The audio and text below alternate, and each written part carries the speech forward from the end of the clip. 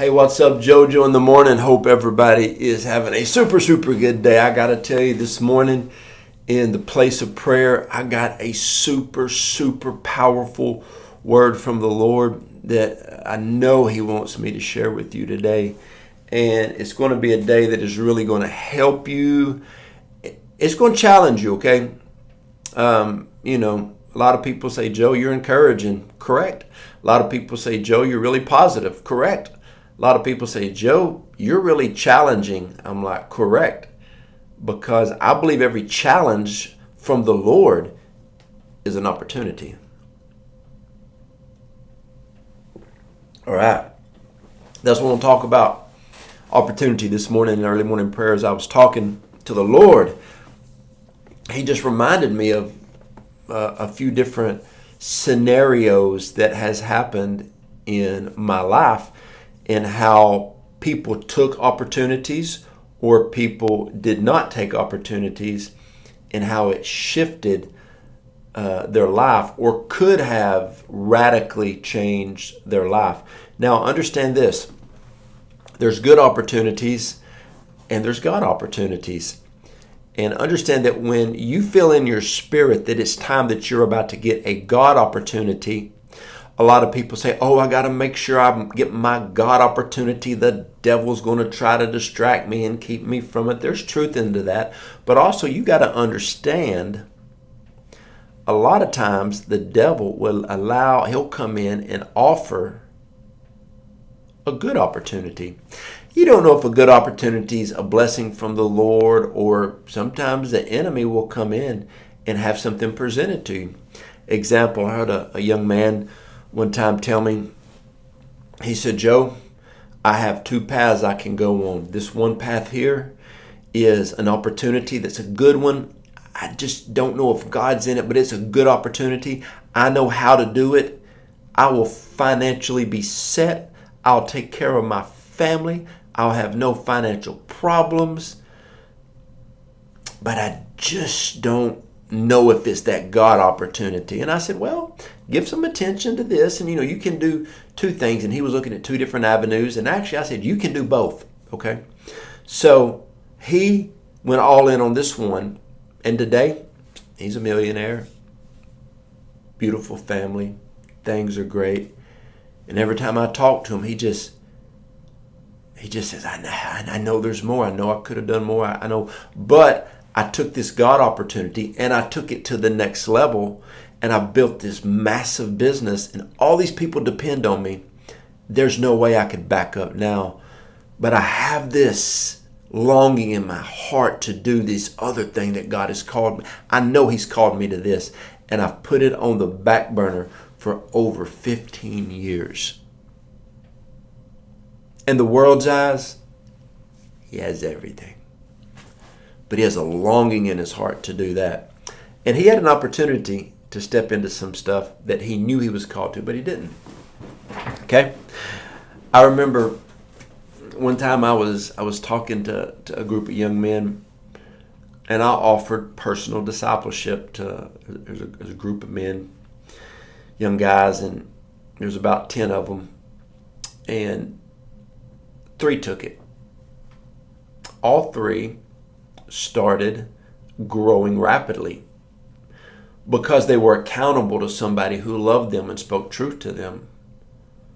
The other 7 didn't want accountability. This is 20 years ago. Those 7 are still kind of wavering in life. They're just, these 3 are doing really good for themselves. An opportunity. I remember one time I was at a conference, and it was a conference that was jam-packed. You ever had one of those? It's Thursday night, Friday morning, Friday afternoon, Friday night, Saturday morning, Saturday afternoon. And they had multiple speakers in. And so we're kind of sitting there.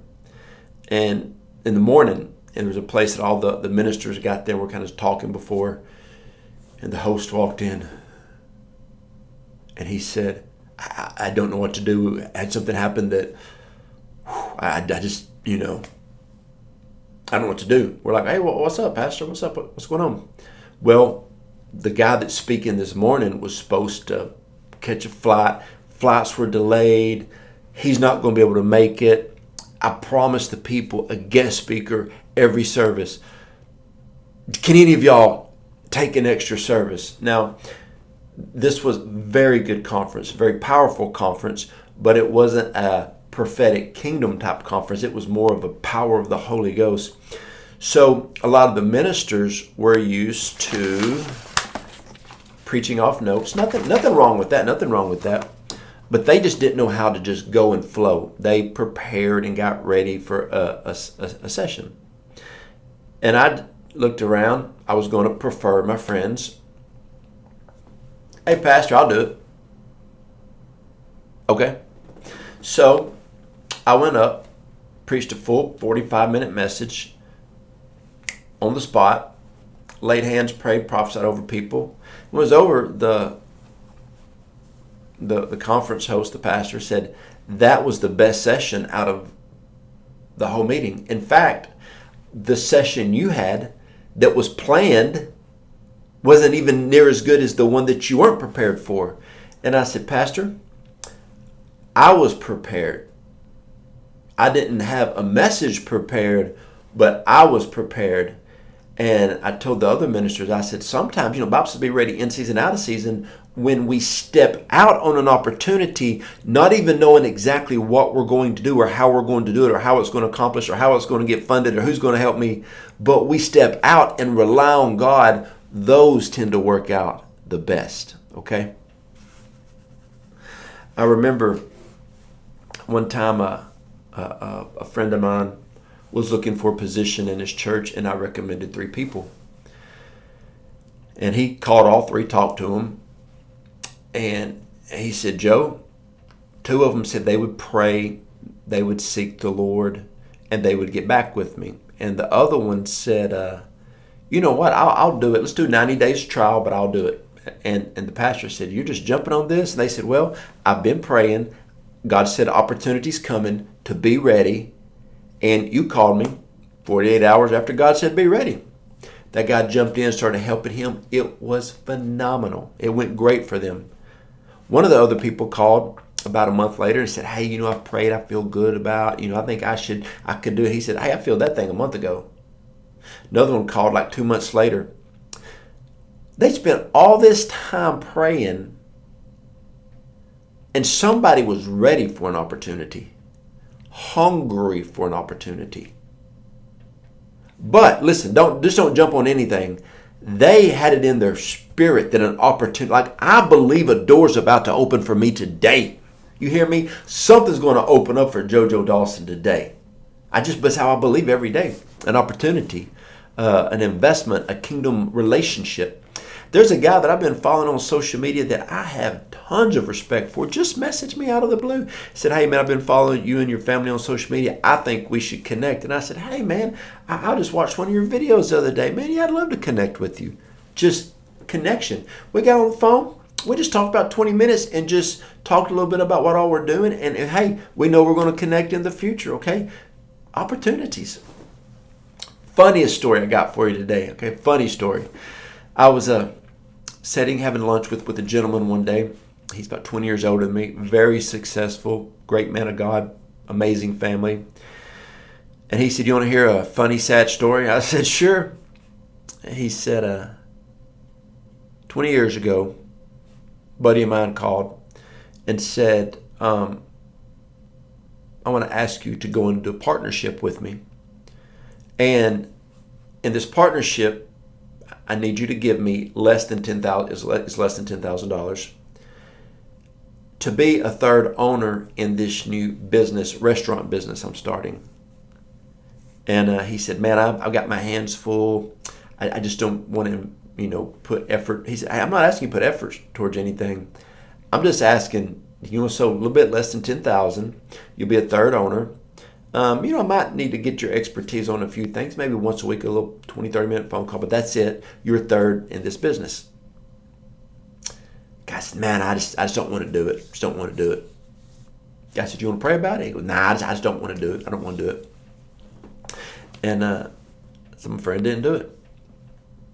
And then he just stared at me. And I said, well, what happened to the business? I mean, did it work? Did it not? What franchise was it? And my friend said, we're sitting in it. I went, we're... So, I go look it up. This franchise has about 300 restaurants. It's in the top 20 restaurants in America.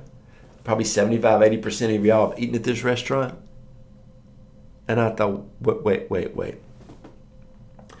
For less than $10,000, you could have been a third owner in this franchise? He said, yep. He said, some other opportunities opened up for me, which he's financially fine. He's very well off.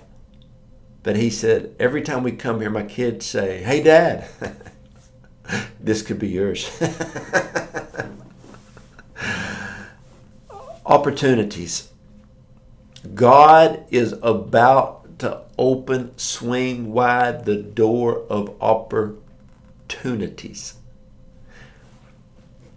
I was talking to somebody recently. They had called me about an opportunity. I told them about an opportunity that I have. And they told me something they kind of did. And they've been doing this opportunity, 6 or 7 years. And they told me how much they made in the last 6 or 7 years. And I told them I've made close to that in 1 month in my opportunity. And they just kept talking about their old opportunity, but then they would talk about how they need finances. It never clicked that I've made close in a month what they made in 7 years in their opportunity. And it was right before them. How many times have you been in front of an opportunity and couldn't wrap your mind around it? Now let's flip the script. I was talking to somebody one day and they were like, man, we got this great business idea. I mean, we're doing it. This is what we spend. This is our profit margin. This is our turnaround. But we just need a loan. We need a loan. We need to go to a bank. And they kept what they need. I said, okay, wait a minute. This is how much you put up front. This is how long you turn around.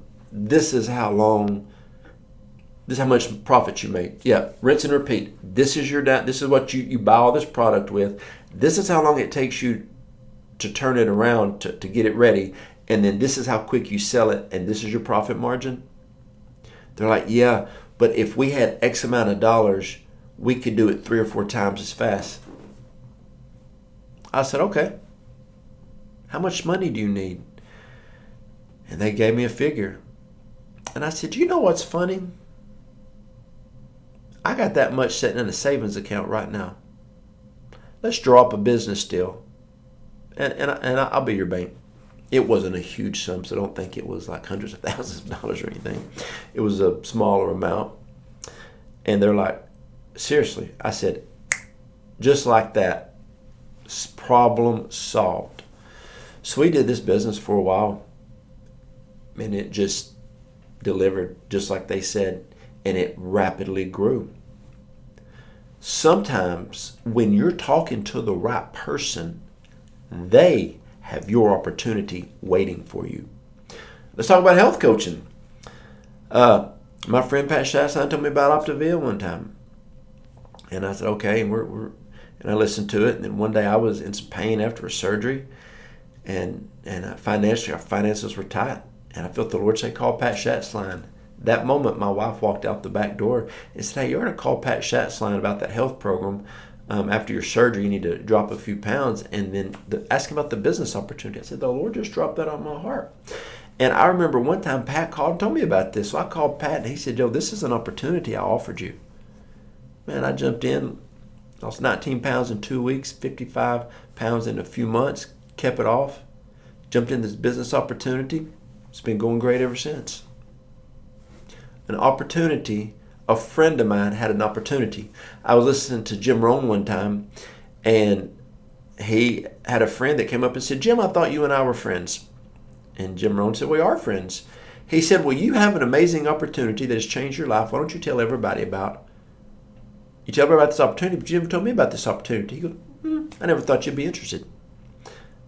When God blesses you with an opportunity, Don't keep it to yourself. Tell other people about it.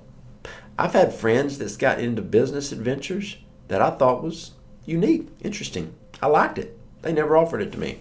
I'm thinking, why not? And so it's like when I got radically touched by God, I told everybody about the power of the Holy Spirit, the fire of God. Why? Because it was an opportunity for me to radically change my life. You know, I'm an open book. And, you know, just everything that I do, if I find an easier way, I tell people about it. When we bought our first little vacuum cleaner, you know, the round one, you push the buttons. We've had 2 or 3 different ones. And you push the button and it starts going around your house. I posted a picture of it on Facebook and said, everybody, get this vacuum cleaner. This thing is great.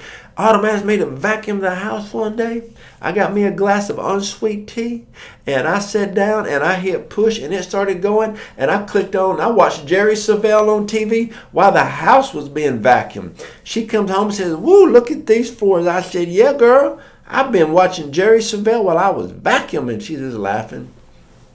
It was an opportunity to watch Jerry Savelle instead of pushing a vacuum. And so I told everybody about it. Don't hide your golden opportunities, man.